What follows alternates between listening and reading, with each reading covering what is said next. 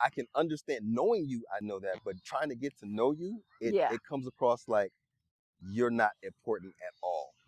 And I think me not saying that to you was what brought a big wedge because I was in my feelings of like she has to understand this and not realizing that it's not something that registers for her.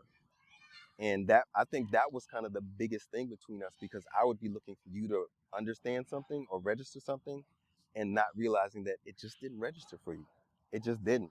And then being upset about it.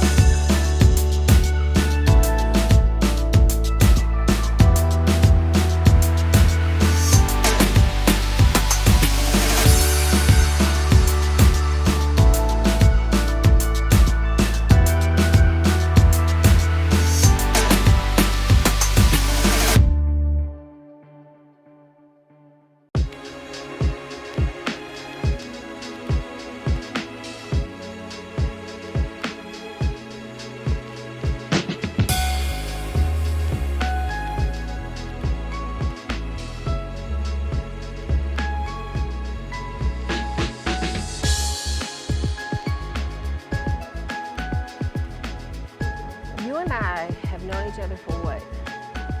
Gotta be 8 years, something like that. Since 2014. Yep. When I first moved to Atlanta, Yeah. it was my second week in. No, my Tampa. second week into Tampa, Tampa, yeah. and we met each other on a dating site. And you were new to Tampa too, I, from the Cayman Islands. I had just moved back. I lived in Tampa for 5 years prior to that and moved to Grand Cayman, Cayman Islands, and then was moving back. And I had just moved back. And you had moved to the Grand Cayman Islands because you had got married, and your Yes. wife, or ex-wife, was from there. Yes. Yeah. Now, you and I have talked about why y'all broke up, but what was one of the things on why your marriage didn't work? Yeah.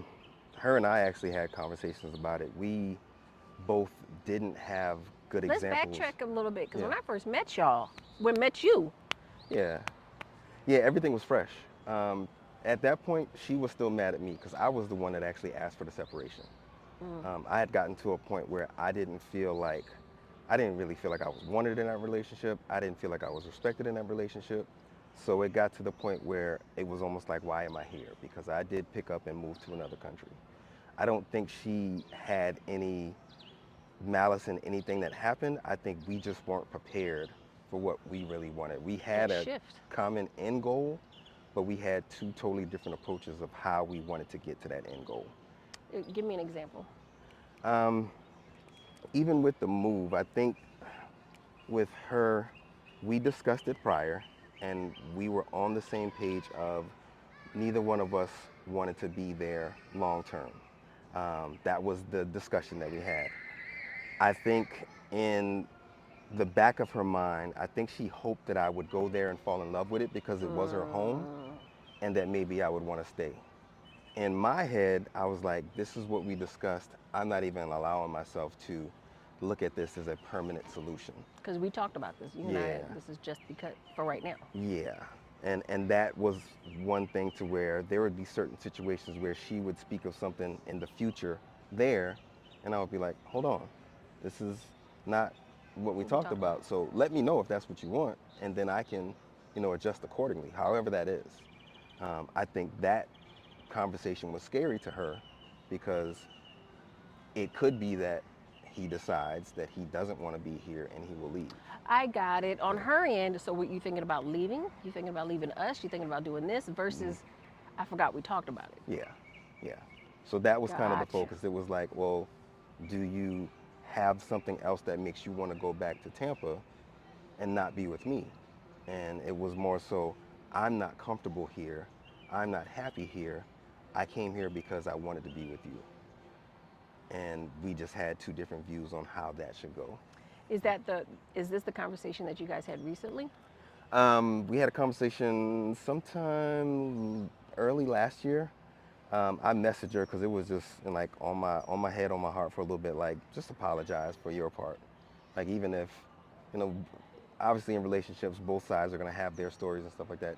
Even if she still feels like it's just all you, just apologize. Like, it is what it is now. So I just reached out to her and I was like, let me go ahead and preface it. Nothing's wrong with me. I'm in good health. This is just coming from what was on my mind, and just apologizing to her for just not handling it the best way. Mm.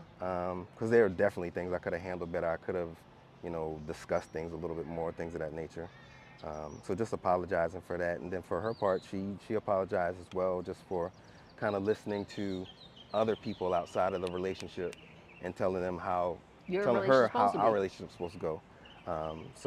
And again, going back to neither one of us had great examples of how a marriage should go.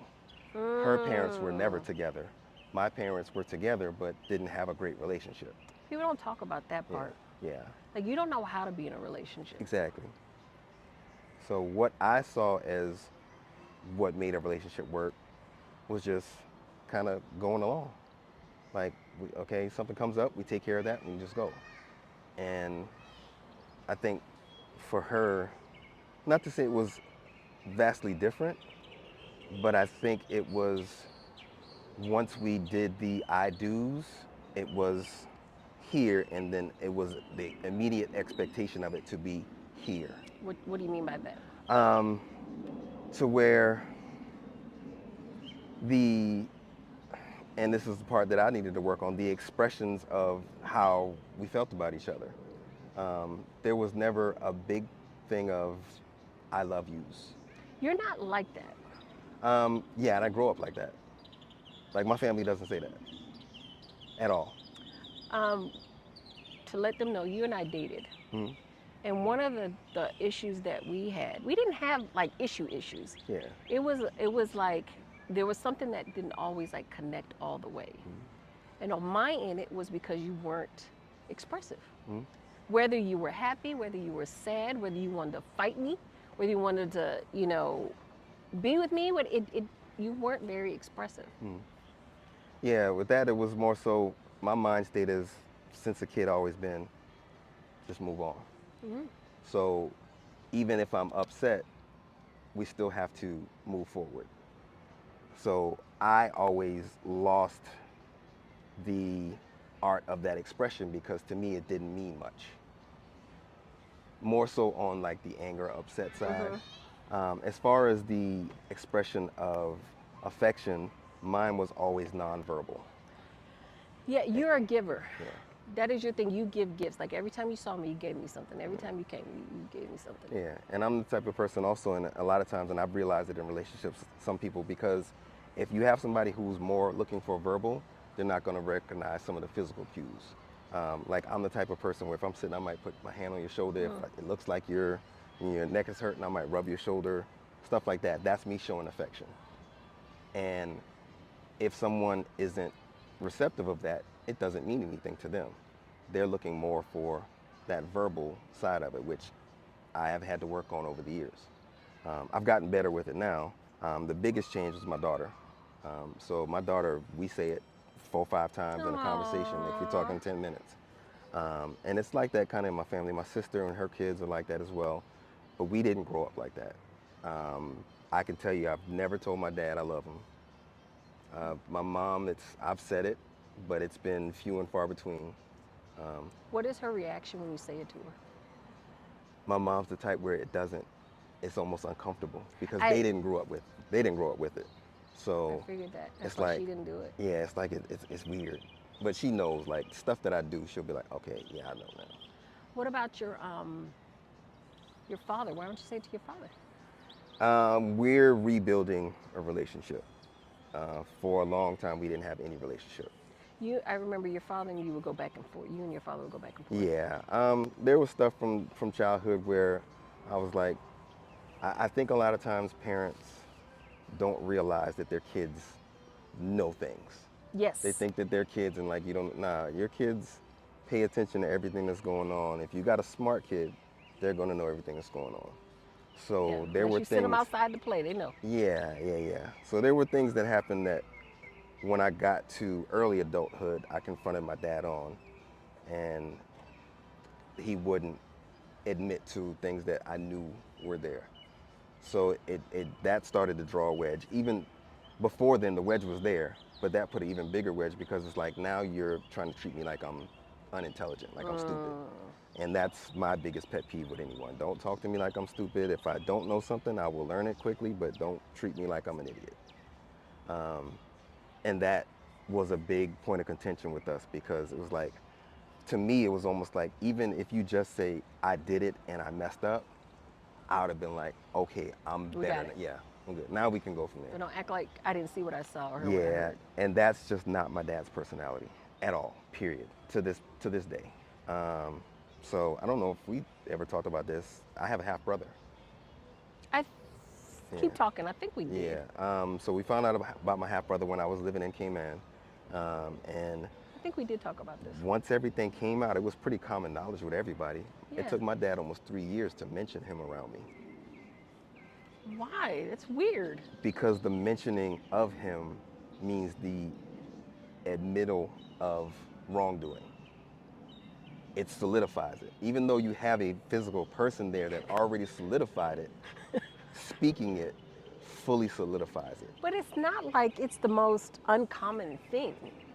Yeah, but that's not how he operates. And I He has had to to, show perfection. yeah, yeah. And I had to realize that. But for me, that was a point of contention because I like to, I'm a perfectionist, but I also am like, if something's messed up, it's messed up. Yeah. That's just how life goes. And you move on. If you make a mistake, you apologize. You apologize sincerely. And then you Don't do do the it work. again. Yeah, you do the work to make up for it and try not to do it again. Yeah. But it, I had to, process that that's that generation as well. True. Like it was like Everything's a those secret. that was a secret. So Yeah, that is very true. now he's better. I'll say that. Mortality has started to kick in, and the realization of that has started to kick in. Has that kicked in for you yet? Because that joker kicking in for me like a beast. It's always been there for me. So I almost died as a kid, and it's been there since then. When I was 4 years old, I suffered from a real bad asthma attack. I woke up in the hospital. They said it took me a while for them to revive me, but I almost expired back then. So ever since 4 years old, I've always been cognizant of mortality, which is why I live my life like I live it as well. Anton! Yeah, yeah. So that's why, and I'm not the type where, because some people when they have that mortality, they go out into, I have to go live life. I That's have me. to, yeah. Mine was always, I'm gonna appreciate everything that's around me. And keep it simple. Yeah. Keep it close. Yeah. So my friends, I make sure my friends know, even if and I'm getting better with verbalizing it, even with them, but even if I don't say it verbally, they know by actions that that's my boy. He has my back on whatever. So, That makes so much sense in retrospect because your level of caution was like a level of, is it contention for me? It was one of those like, let's go, let's do it, let's make this happen. And you're like, whoa, whoa, whoa. yeah, That makes so much sense. yeah, that's always, and that's why I say it's more so just kind of innate because it's been there since a kid. My sister and I had a conversation. She met one of my friends here. We were doing a tattoo party. I got this tattoo here, and the friend was asking her about me because she's only known me for like the past 2 years, so she has seen how I am, Yeah.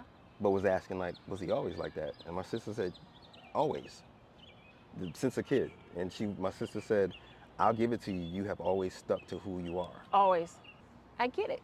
I get it. That makes, I wish I would have known that a long time ago. Yeah. But you know what? You called me recently, and you and I have been having a lot of conversations, just talking about our relationship and our relationship with other people. And I'm listening to you more, and it really does sound like you're going through a serious self-reflection phase. Yeah, it's more so definitely self-reflection, but also being more comfortable with self, because you can self-reflect, but if you're not comfortable with yourself, then you're always going to be on edge. You said if you're uncomfortable with yourself, you'll always be on edge. Yep. But you don't come across like you're uncomfortable with yourself. That's the confusing part. You don't come across as you're uncomfortable or insecure.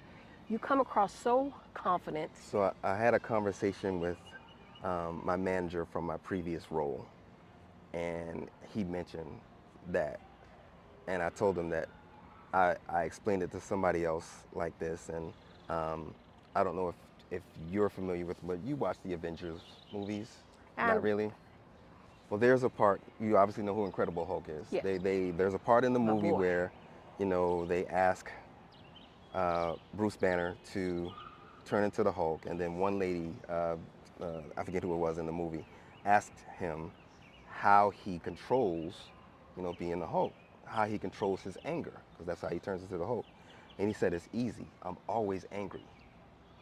So when you are always in that state, after some time, you become comfortable in that state. So Mm. now you're at peace in your anxiety. And that's where I've been for years. I am always on edge, but because I'm always on edge and I've been that way for majority of my life and I'm getting close to 50, it's it's a I don't want to say comfortable state, but it's a It's just familiar. it's your personality. Yeah. Instead of trying So, to act like it's not there and yeah. it fester in other places, it's Yeah. just who I am. Yeah. So I'm sorry. So No, I go have ahead. to kind of recognize the pros and cons with that, because the pros are when there are situations that are high anxiety situations, I'm able to keep calm. Tell me about your high anxiety moments. My sister has those too. And to me, it's like, girl, just calm down, take a breath. It's not that serious. Yeah. So, or it's like, just fix it. I don't understand what you're panicking about. Yeah. Explain anxiety to me, because I have it. Do I have it? Nah, just certain things. I think everybody has like A little bit. mild of it, but when you get into people who are like highly anxious, high anxiety, it becomes crippling at some points. And like you said, it could be even like the smallest thing, but you become hyper focused on that smallest thing. And then you also start to think about everything that can go wrong. Your mind doesn't really let you think about if it goes well, because if it goes well, you'll be in an okay, comfortable state. But you're not. Your anxiety. Like, I Yeah. have to think about this. So your anxiety focuses on everything that's going to go wrong, partially to prepare your brain, but also just because you're just in a nervous state and that's all you can think of. How does that work with dating? Because, first off, you're a black man with anxiety. Hmm. You're not allowed to talk about it, you're not allowed to even mention it. But then also, it's a confusing state of mind when it comes to you. Because when I see you, I don't see that. Yeah, And even with the things that you do, I'd never thought anxiety. yeah. And I know that people are drawn to you. Online, people are drawn to you. In person, people are drawn to you. Like, how does that happen? How do you handle it? I can imagine all of it being so overwhelming. Yeah, it can be. And that's one of the difficulties in dating, because you have to have somebody who is open to understanding that, and then also willing on their side to honestly do the work that they would have to do to deal with someone Correct. like that. Um, because it's a lot of work. It's a lot of, sometimes you have to take the emotions out of it, because there will be a day where that person will be like, I literally can't today. Like, I would love to see you because I love you, I care about you, but I can't be the person that I need to really show you and be that for you this day. Like, I'm going to be a shell of myself.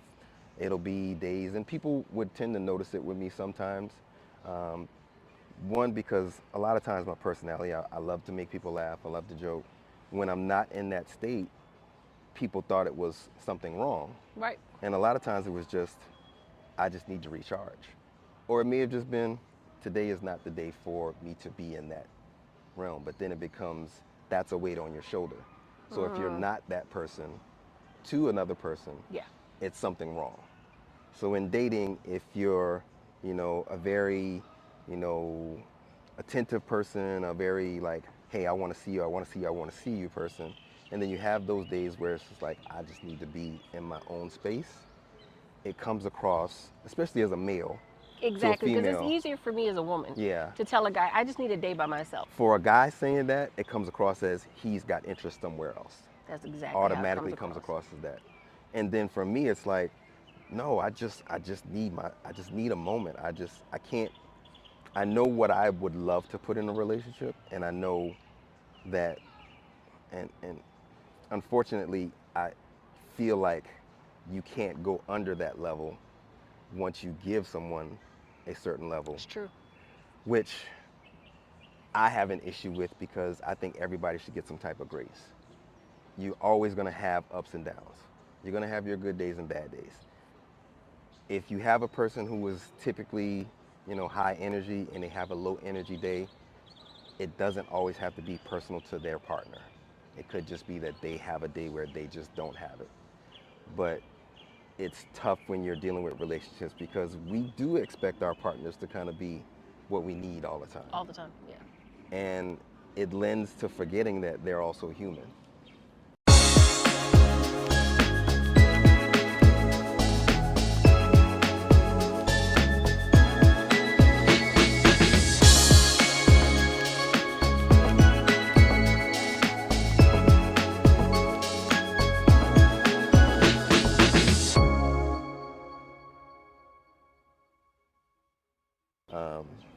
So for me in dating, it's been tough because when I have those days, like I said before, as a male, it comes across as he's got interest somewhere else. Yeah. Or the internal thing for the partner of, is it me? Yeah. Is it something that he doesn't like about me? And it's fighting back and forth with that. And a lot of times discussions don't even fix that. It's tough. So Really, because the way that you're describing it to me, you would think that this would be, I guess, because I know what it was before compared to now. yeah, Because now it's like, I mean, he said everything. What are you confused about? yeah, but everybody has trauma coming into a relationship. True. So if your guy did to where he said he needed space and you found out he was needing space with someone else, the next guy that comes along that says he needs space and Space. really just needs space, it's not viewed the same. True. Very true. So it's the fighting that kind of stigma of being a male, being in Atlanta. Yeah. So how is it dating in Atlanta? Because there's mixed emotions on the outside looking in. On in Atlanta, you have beautiful, successful people everywhere to choose from. That's the negative part. And also, a lot of men say the women out here are crazy. Maybe So, crazy isn't the right word. well, I always used to have this saying that I would say, and when I would say it, especially talking to a female friend, when I said the first part, they would always get upset. What was it? And I would be like, just wait for the second part. And I said, all women are crazy, all men are stupid. And women end up going crazy dealing with stupid men. That is actually very good. So, That is very crude. Very, very, yeah, very good. it's going into men are typically not taught to be in touch with their emotions or show emotions. Women are told to be in touch and allowed to be in touch with their emotions. So the crazy comes from being in an emotional state, being free in your emotions, being able to be upset, being able to be sad. True. Men aren't allowed to do that for the most part. If a guy is Really good point. showing very much emotions, he's looked at as feminine. He's looked at as soft. Sassy. What is Yeah, the sassy yeah. thing? That's the new He's term? zesty or whatever you want to Zesty call is it. the new Yeah. term. That's right. So it doesn't pay for a man to be emotionally intelligent because it then puts him in a state of potentially being emasculated. Is that why you never opened up? Partially, I did grow up like that, but also for me, and it's again always been that way, my emotions are typically here, externally. Internally, I can have an amazing day and I may just put a little smile on my face. It might just be a little smirk. Yeah. I may have a terrible day and it might just be like a slight frown or my eyes are a little sad or something like that. So it's not a big part of it. But to bring back that point, I knew that I couldn't show those emotions even if I wanted to because it would be looked at negatively. I grew up where my closest person to me was my grandmother. At my grandmother's funeral, I was told not to cry. And the person that told me that, I looked at them like, I don't care what you're saying right Good. now. Like Good. this is my heart. So, um, and even in this past year, I lost someone that was very, very, very close to me. My closest cousin, my closest friend.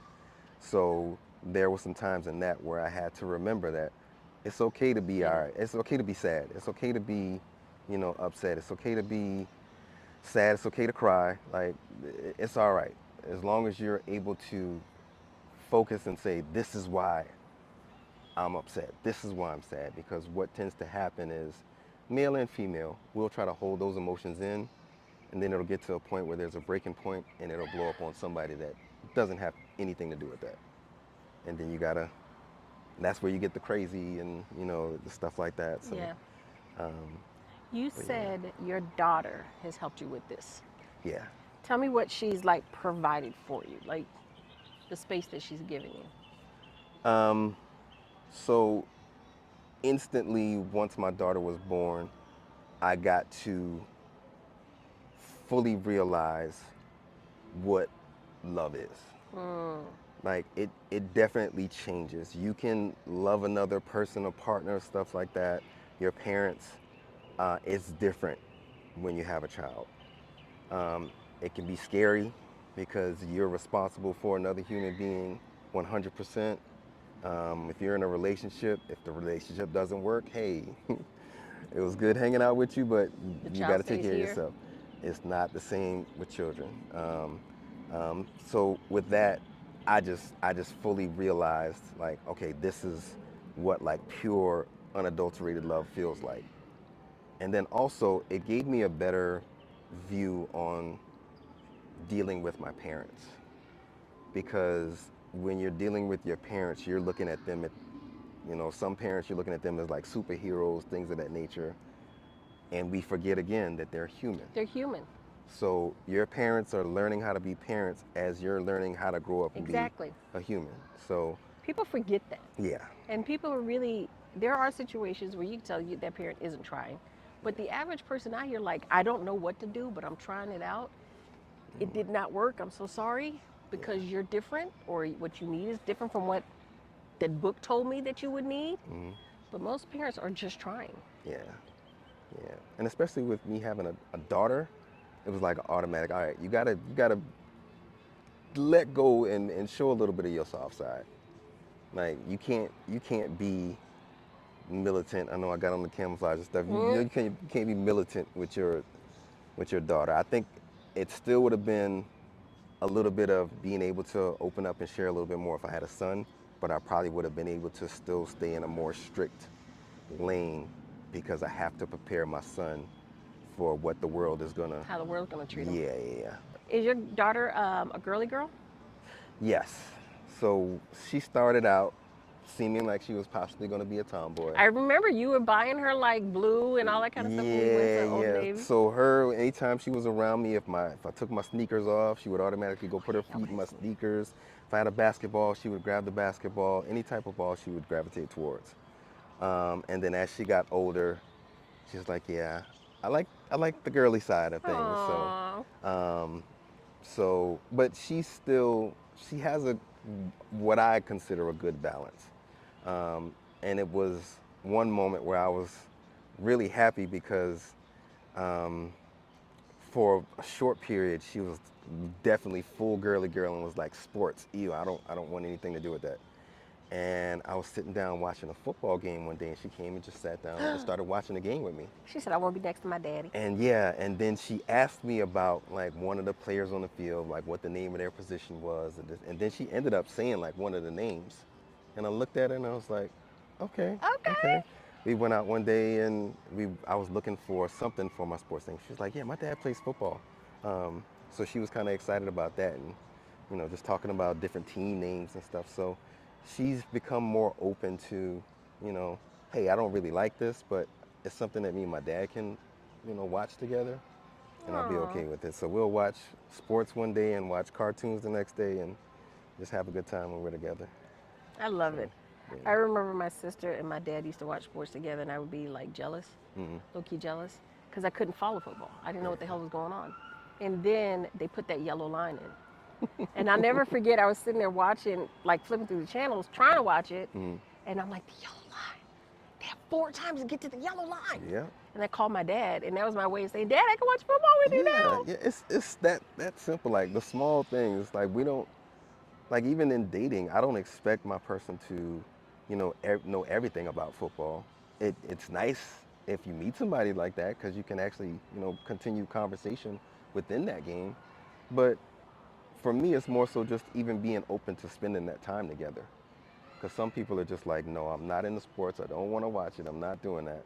And it doesn't give you a space in something that you like if you're a guy who likes Right. sports that you can bring your partner to. So then you're always going to your partner's space.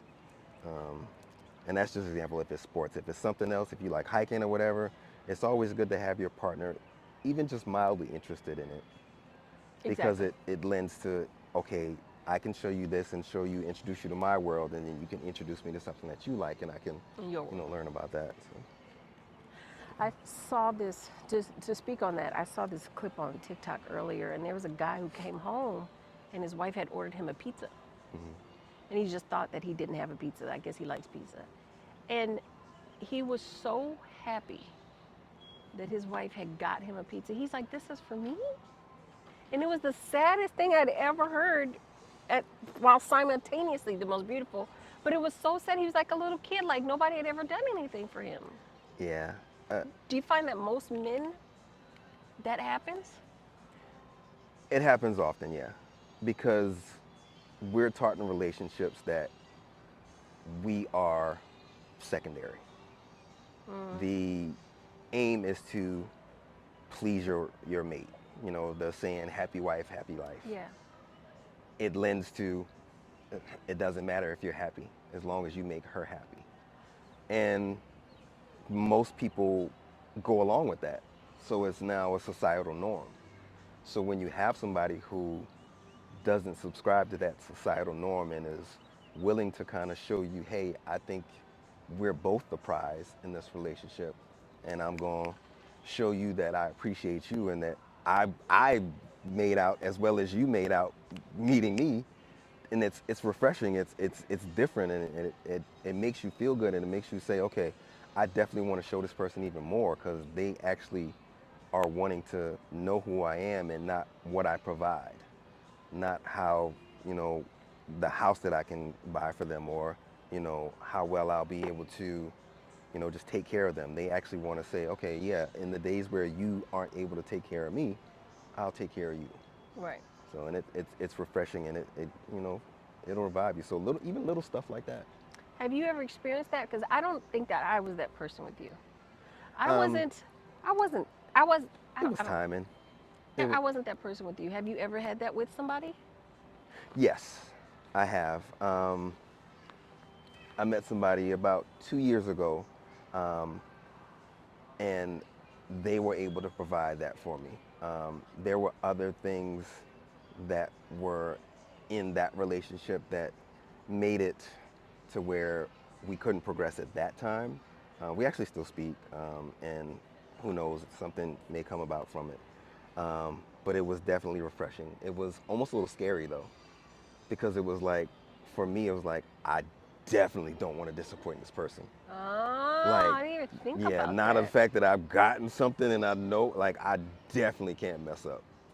Do you So think that's why guys kind of go ghost on women like that? that can be. I don't think that's the majority of it. I think a lot of guys are just on some BS and then, you know, it is what it is. Hey, I met you. And again, we're not good at expressing our emotions. So we may meet somebody, have a good time the first couple times that we go out, and then just realize that there's not something there. And we don't want to be the guy to be like, hey, yeah, you're not it for me. I I was doing my lives, and there was a guy that came on there. He was an older guy. He said a lot of women want to sleep with him right away. Mm, And he said the reason why he doesn't want to do that is because he hasn't gotten to know them yet. And once he gets to know them, he may not like them. Yep. And then he'll end up being a bad guy. Yeah. Yeah. I've had that conversation before. I'm like, look, I know how easy it is for people to get enamored with each other when you first meet. You both, even if you only do it on a low level, both people are showing their representatives. Right. You're not giving your full self for deceitful reasons or just for reasons of comfort, because you need to get to know the person and see how open you can be with Right. them. But when you meet somebody and you already have physical attraction and then there's great conversation and there's chemistry, it's very easy to go there. But then you have to remember that those things don't always automatically equate to longevity, Why not? because it should, but there's still different pieces that you have to make sure are in line. You can have chemistry in the sense of, like, we just click, Right. but you can have totally different views on how life should go. True. True. So you can be around somebody like, and it's funny because you can make friends like that and be okay with it. But when it Yeah. gets to relationships, there's those different things of, okay, there's that physical piece that changes things. True. True.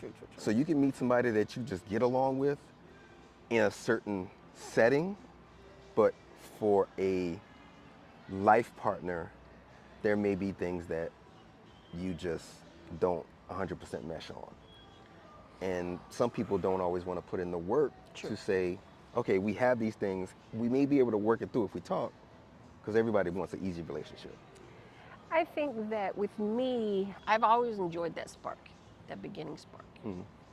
That is something that I thrive for. I love. It makes me excited. It's the thrill of it all.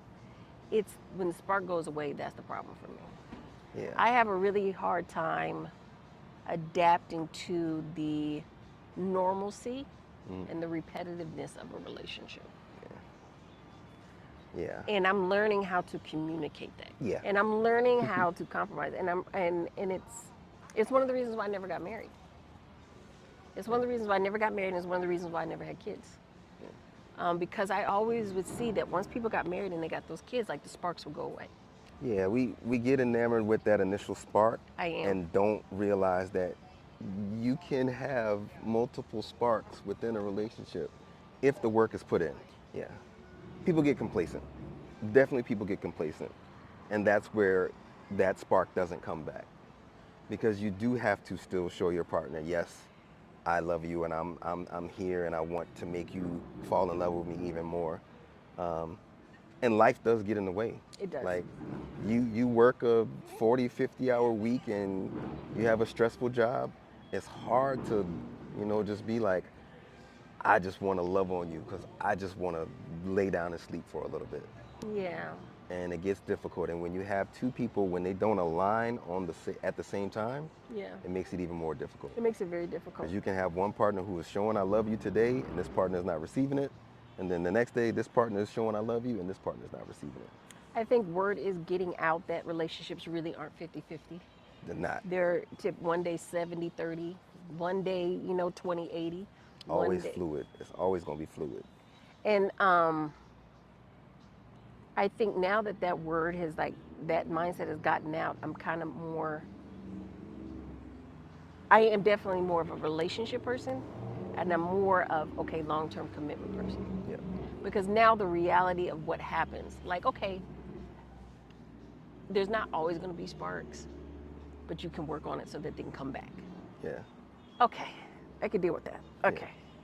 But it's a difficult thing. It is a very difficult thing. Yeah. Because I'm such a free spirit, but I do what I want to do. How I want to do it.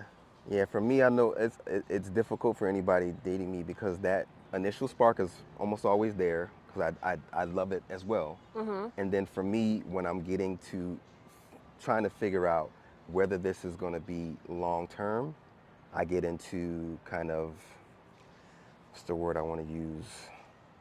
For lack of a better word right now, review mode, to try to see, okay, where can this really go? And that was a problem for us. And because I'm like, we're already in it. Like, I don't know what like, we just gotta plan. I don't get it. So here's the thing with that. For me, I know when I fully am there, it can be scary for somebody. Mm. Because when all my energy is directed towards them, it's different. And I've literally seen that and literally had that happen. So it was always scary for me, but the thing and the mistake that I always did was I kept it bottled up and Yes. didn't say anything. Because like what's going on? Nothing. No, there is something going on. What's going on? Nothing. No, no, no. No, no. And I know a lot of it is you have a slick mouth and you don't want to hurt my feelings or Oh hurt yeah, any woman's feelings. that was definitely some of it too, because we've talked about this before. Yeah. There were times where I was like, if I say something to her, she's going to cry, and I am not going to be responsible for making her cry. And So but also, Anton, we've talked about this. I wish you would have said something yeah, because I would rather have cried and known what's going on versus like I don't even know what the hell happened. yeah, It's so weird to see us at this age at 50, almost 50, still trying to figure this out. yeah. People just assume that once you hit a certain age, you got it. You don't. And that's part of the issue.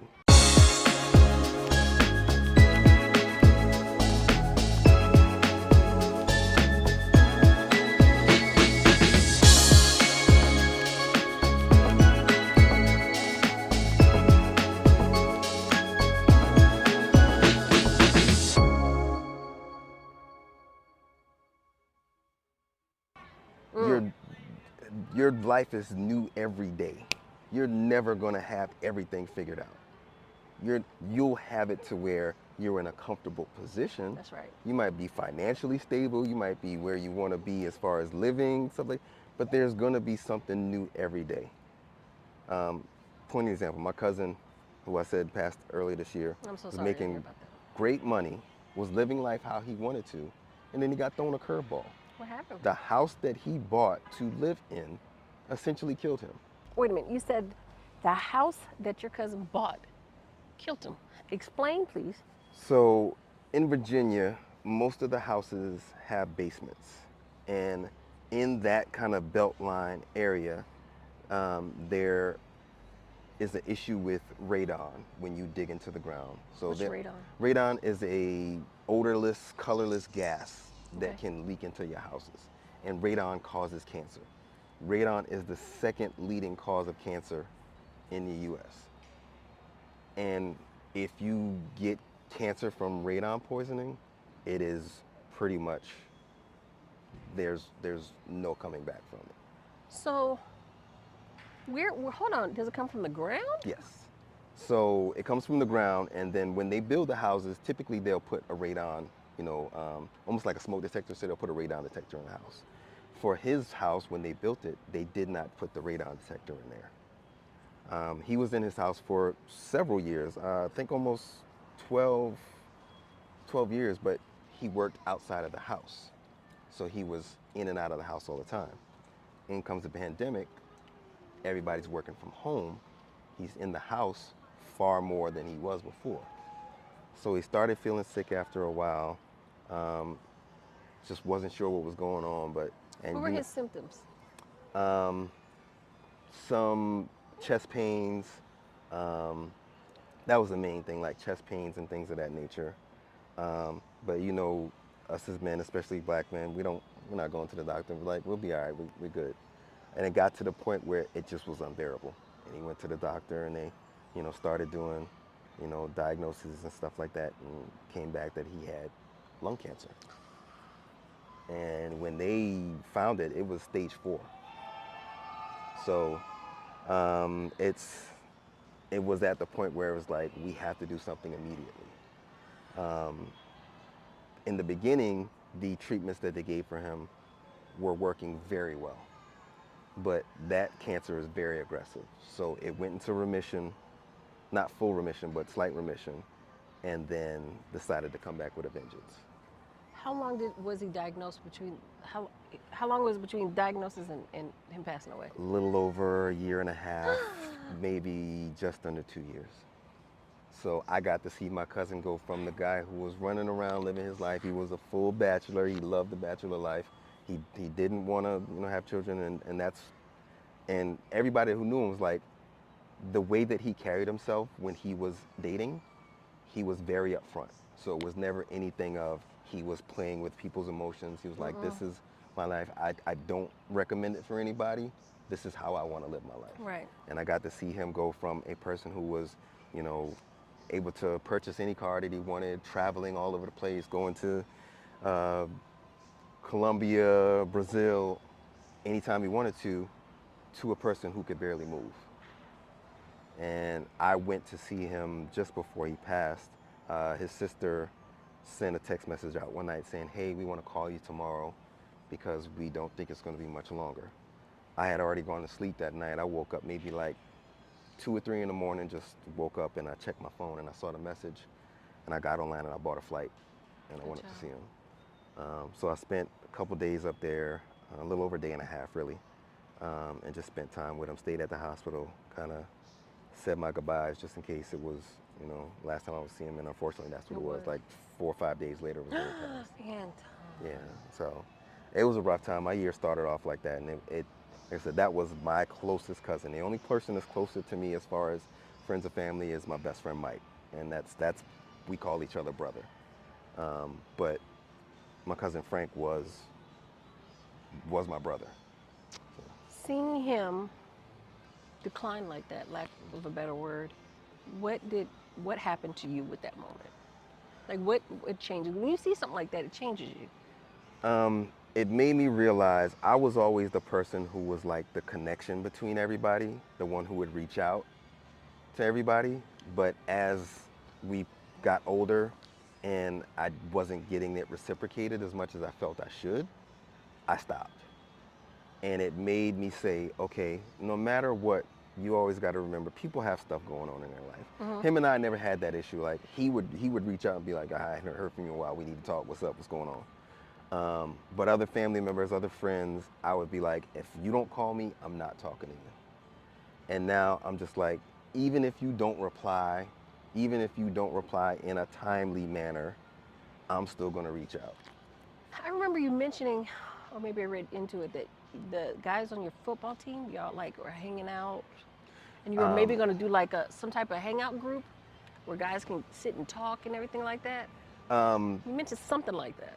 We started doing panels like that on TikTok, and then you may be speaking more of my friends in Cayman, where we have our group chat, and we make sure, like I told all of them, look, when I ask you how you're doing, I do not want the superficial surface level answer. Yeah, that's what you said. And if you need to message me on the side, you don't want to talk about it in front of everybody, we can talk about it. But definitely been more intentional with that. And then recently, I've done that with my childhood friends. So the crew that I used to hang with from high school, middle school, all of that, I created a group chat with us so we can, you know, at least check in, even if it's just a joke here and there, so we can say, okay, this person, we've been in contact with them, and you know, if they want to vent, they can, and they can have a comfortable space to do that. So good, especially for men, you need that. One of the things I notice is going on social media and also just TV. More and more men are talking about stuff. Yeah, we got to learn how to be emotionally intelligent. Like we are taught that our emotions don't matter. I think men should. I think us women need to allow men. Yeah, that part too. Because one of the things that I've noticed is that, and I think I'm very guilty of this when I was younger, but I also have to remember that that's his moment, and he's allowed to have it. Yeah. And I'm getting better about that as well. Yeah. We're almost conditioned to the only emotion that we're allowed to show is anger. And that's why sports, because you're allowed to show the anger and get drunk and you can fight and tackle, and because that is the emotion you're allowed to show. So. And it's the reason why a lot of women are passive aggressive, because we're not allowed to be angry. We're not allowed to show that we don't like anything. We're not allowed to disagree. We have to be appeasing. Yeah, I think a lot of times when people get there, they because you're on this side, like if you're on a side where you're mainly in your emotional side and you want to show that quote unquote aggressive side, they tend to overcompensate. Yeah.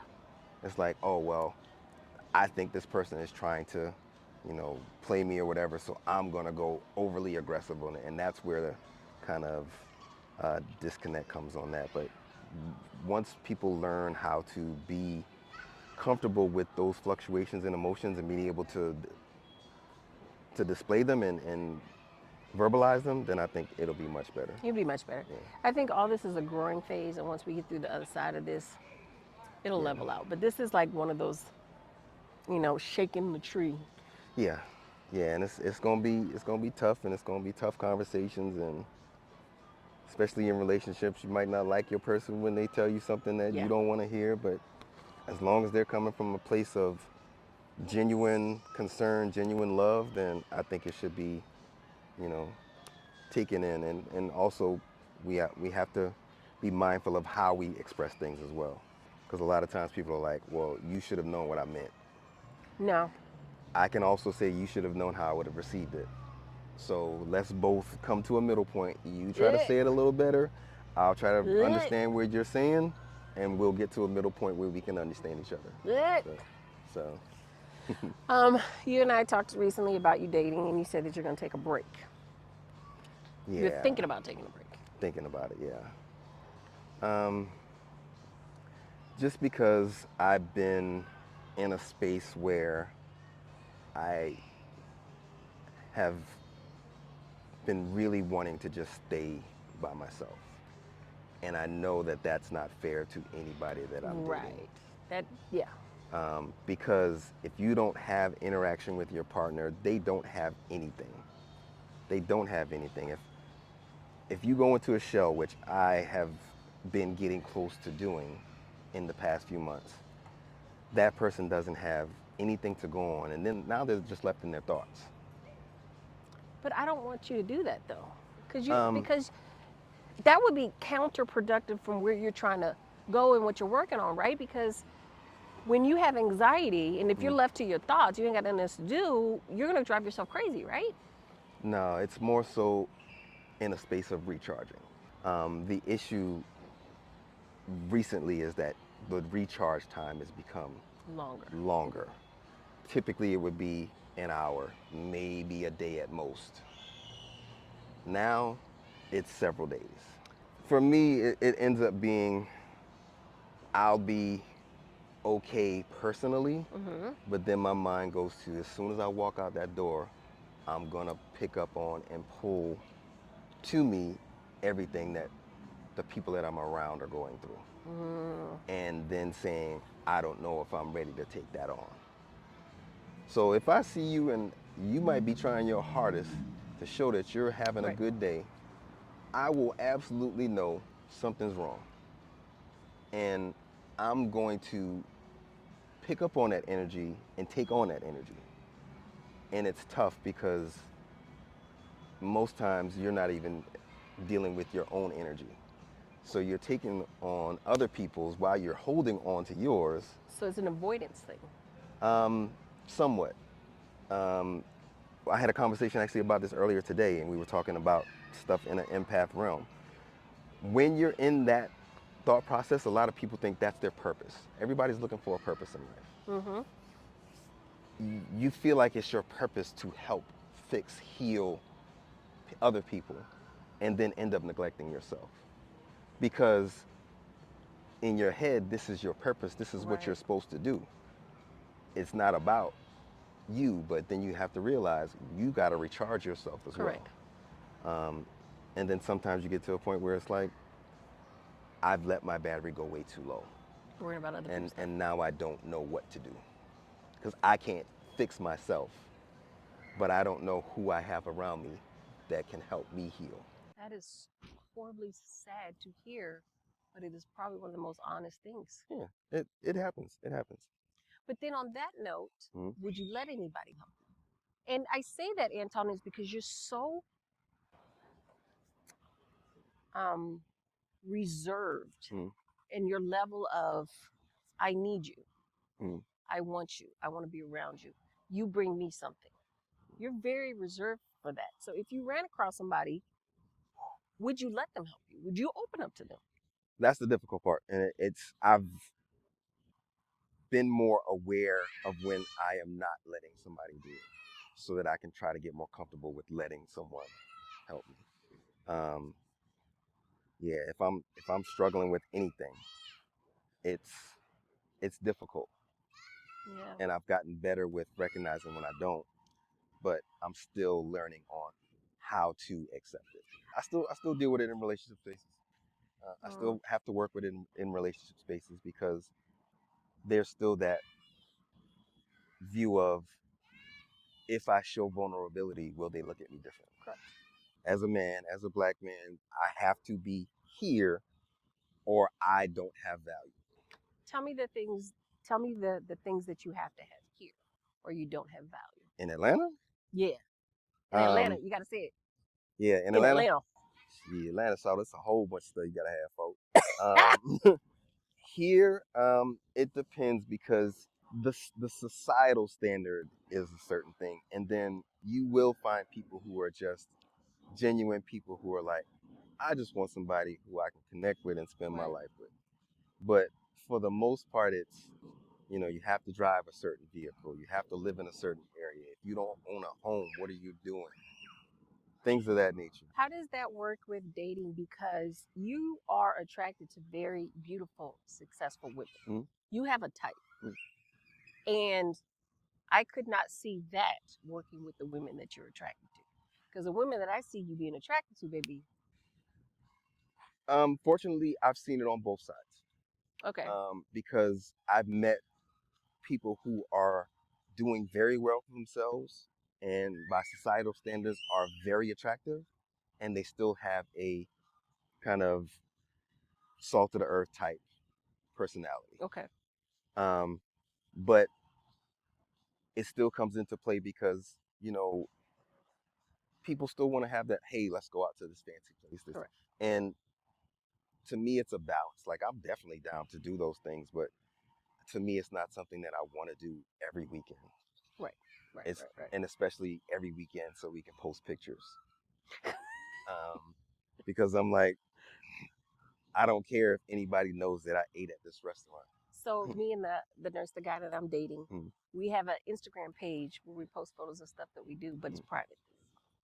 It's private. It's yeah, just I don't want to post so everybody can see it. It's our stuff. And we just started it because even before then I didn't want to take pictures. Like, yeah. what? I don't care. But then I do want memories of this. And that's not even a knock to people who post stuff. It's the knock to people who post stuff strictly for That the do stuff likes. just to post Yeah, to get the yeah, yeah. likes. Like, if you are Exactly. spending time with your mate and you like having a good time and you want to like share it, hey, whatever y'all ate, if you want to say this is amazing, I think you need to go to this restaurant, that's fine. But you have a lot of people, and especially here, that are like, yeah, we're going to go to this restaurant, we're going to take all these pictures and we're going to post it so people can think we're here And when then we're really living here. Like, don't show me you're going to Shea whatever and I know you live in the hood. right. Do you see that a lot with the women? I've seen that. I've seen people that I know have posted and tagged themselves in locations that they weren't. You posted you're in Dubai and I just saw you at the grocery store. You lying. And you posted like, I'm there now. I know you're not. Don't, why? That's for You everybody know else. you're not. Because now I'm gonna look at you and I'm gonna have a view of like, I don't know who this person is. Because you're doing this for the likes, in which, you know, It's likes, part of society now. yeah. And likes, people tend to take likes as validation, Sure. and it gives them, a little bit of a boost for themselves, which I understand that. But to have that be everything for you, I can't do it. I typically try to upfront, like, hey, this is me, and I need you to know this is my personality. This is how I operate. If you can't deal with that or don't want to deal with that, I fully understand. But I can't be the guy who's just, let's go show these things to everybody or quote unquote floss for everybody just to do that.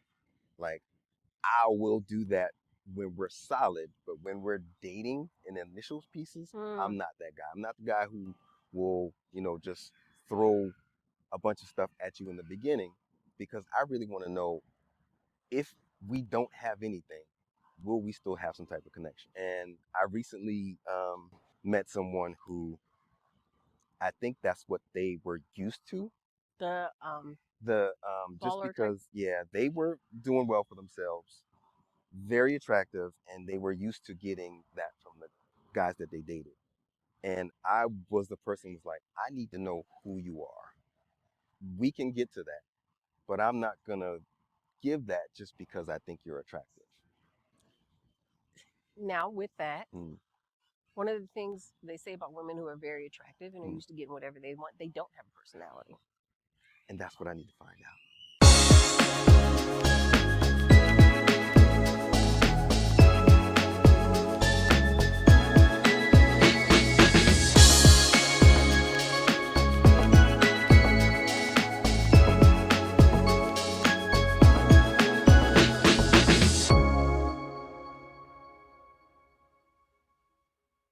What does your ideal partner look like? So I'll start off with the physical because that's what you see when What's you what you meet a see? person. For me, I'll preface it by saying everybody has their ideal, what they're genuinely attracted to. I have never subscribed to it as far as being strictly that. So I tell people, if you look at my dating history, you'll be like, how did you go from there to there to there to there? Because Mm, there's so much diversity in people that I've dated, gotcha. height wise, nationality, everything. I weirdly like taller. Most men gravitate towards shorter. I like taller. Do Just you really? yeah, I've always have because um, And what's so funny is mhm, I gravitate towards shorter. Even though you're like way taller than me, you're mhm, probably one of the tallest guys I've ever dated. yeah, But I typically date guys that are my height or a little bit taller. yeah. It's almost like so for me growing up, I saw my mom and my grandma. Like both of them are very strong women. Mm-hmm. So I always looked at it like, okay, male and female, it's here. It's not the males here and the females here. Mm. We're equal. So I always wanted somebody that was kind of like my equal. So obviously I'm a little tall. I'm not super tall, but I'm taller than average. How tall are you, I'm Ken? 6'1". Yeah. So I'm not super tall, but I'm taller than average. So I don't want somebody my height, but typically 5'8", 5'9", somewhere in that range Mm. would be what I would gravitate towards. Personality wise, I've tried to date more outgoing, and it's tough because I've tried to do that to provide balance to me and maybe the other person, but it typically ends up being we both get stuck in our areas, and they want to go out all the time. I want to stay in a lot, and it doesn't work. So I've learned that my kind of ideal would be more of a homebody who is willing to explore. So somebody who's saying, That's a I'm great way of putting perfectly that. comfortable at home, but if we find something that we want to go do, we're going to go do it. We're going to have that experience, and then we'll come back home and we'll, enjoy that experience and talk about it then. So Would you date a woman with kids? I would. Um, yeah, I would date a woman with kids. I'm still up in the air on if I would date someone who wants more kids. That's a really good question. Um, yeah, because I'm still on the fence. Mm. Um, I had even after I had my daughter and me and my daughter's mom divorced, I told my daughter's mom, I was like, I don't think I would ever have any more kids because I didn't want my daughter feeling like he moved away To have to more have a kids. new family and left us here. I remember when we dated, Mm. that was like a fear for you Yeah. of having another child. And it was, so with that, it was, I can't have another child with someone that I don't know I'm going to be with for the rest of my life because I Mm. cannot put myself in a position That's again where I'm not that with my child. that is exactly Mm. what it was. Yeah. You leaving your child was very hard for you. Yeah. Yeah. It was very, very hard. Yeah. That was the single hardest decision I've ever made in my life. I've moved to another country. I've moved to different states. I've gone to places where I had no idea what was going to happen. Um, put myself in risk of bodily harm. None of those decisions were even close to being as hard as Yeah. that decision, and it's something that I still deal with to this day. I still question whether I made the right choice.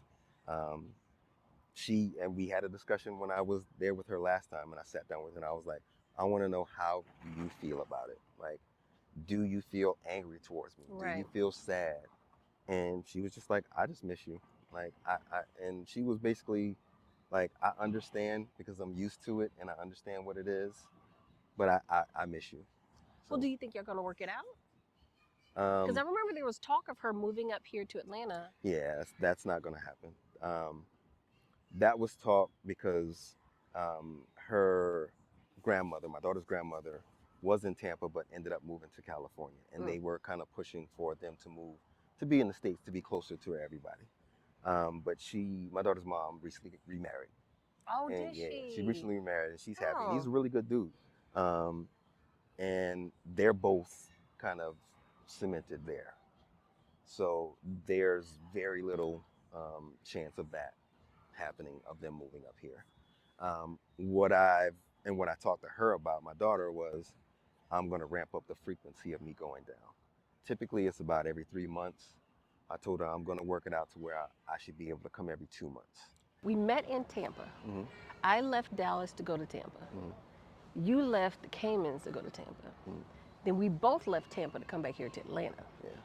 Why did you leave it, Tampa? Um, I left Tampa to be closer to my family. When I moved back to Tampa, I realized that even though I had very close friends there, I was genuinely on my own there. Yeah.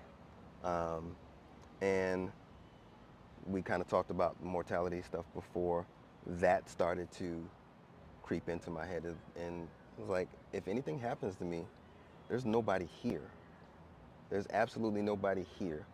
Also, family members getting older and things of that nature.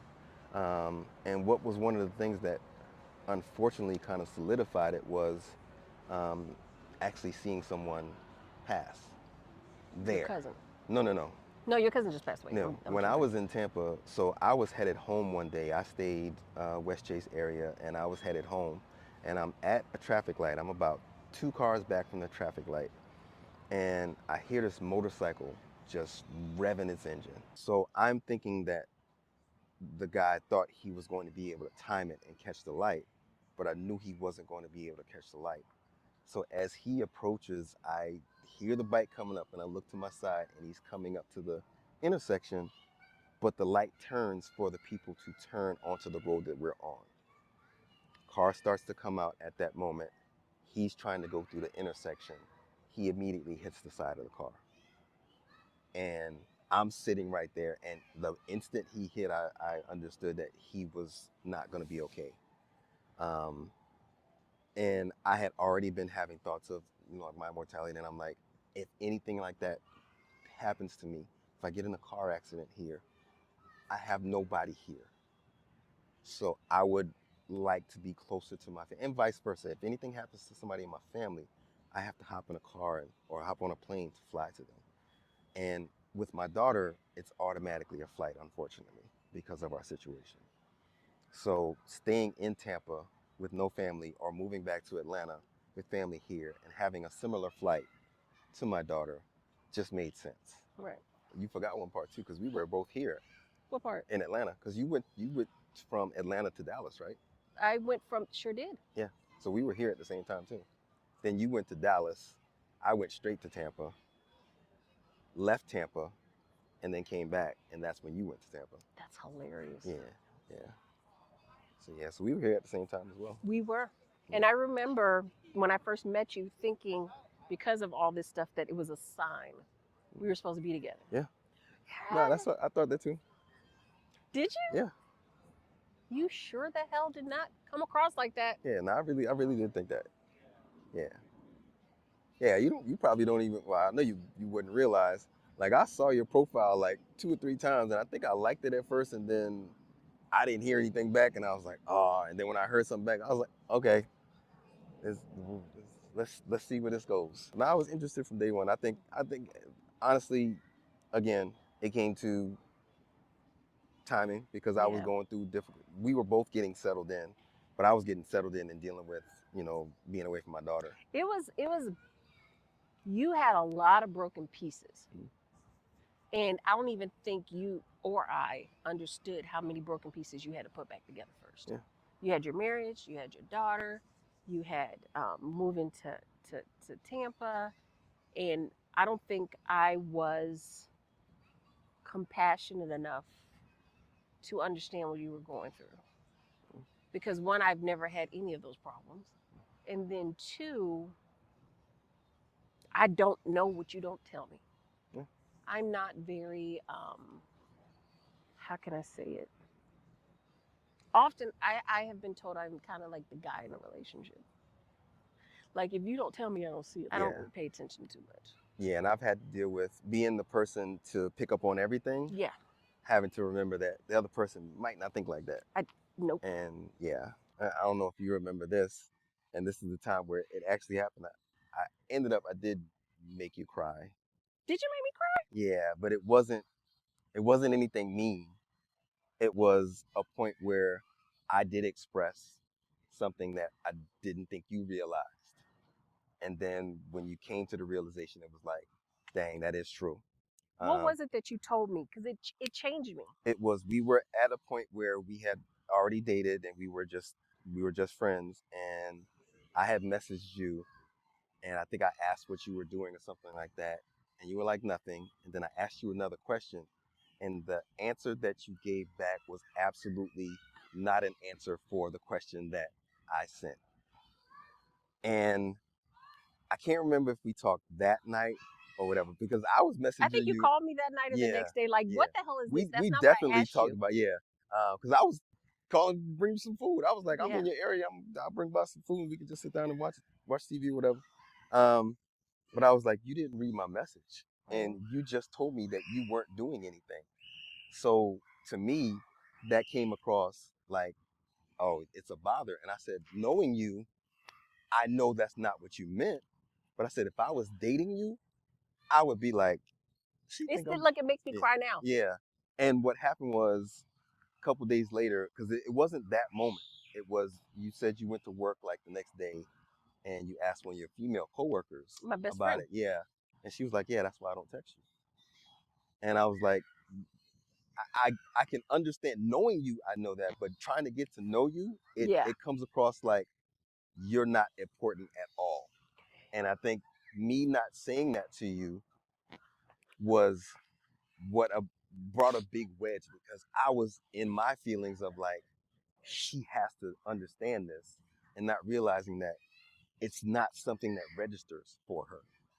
And that, I think that was kind of the biggest thing between us, because I would be looking for you to understand something or register something, and not realizing that it just didn't register for you. It just didn't. And then being upset about it. So that was a big thing Yeah. as far as learning to for us to interact. So When you told me that, it kind of registered on why I had a lot of complications with dating. Not a lot of complications, mm, but why it tend to be the same pattern. mm, Like I'm with you and it's you. It's you, it's you, it's you.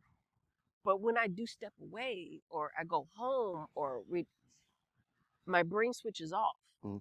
And the person that I'm with, that's not fair to them. It's a difficult space to operate into. But I didn't think about it that way because to me, it was kind of like I'm saving everything up for when I see you. So Yeah, we can have a wonderful, explosive time together. yeah.